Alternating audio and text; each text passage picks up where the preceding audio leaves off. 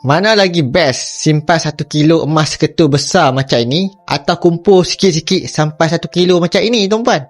Sebenarnya dekat Public Gold ada banyak pilihan saiz, daripada sekecil 0.5 gram, 1 gram, 5 gram, 10 gram tuan-puan, sampailah gold bar 1 kilo macam ini tuan-puan. Semua ada tuan-puan. Dinar pun ada tuan-puan, daripada 1.4 dinar sampailah 10 dinar macam ini tuan-puan.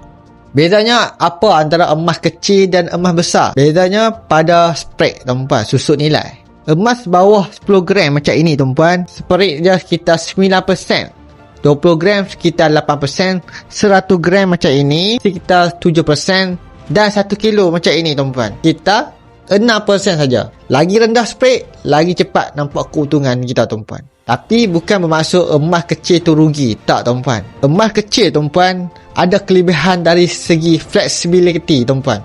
Contohnya, tiba-tiba perlukan 20,000. Kalau ada dinar, 10 dinar, tuan-puan boleh jual tuan-puan, dapat cash tuan-puan. Tak perlu pun jual 1 kilo macam ini tuan-puan. Target 1 kilo emas untuk satu keluarga memang sangat digalakkan tuan-puan.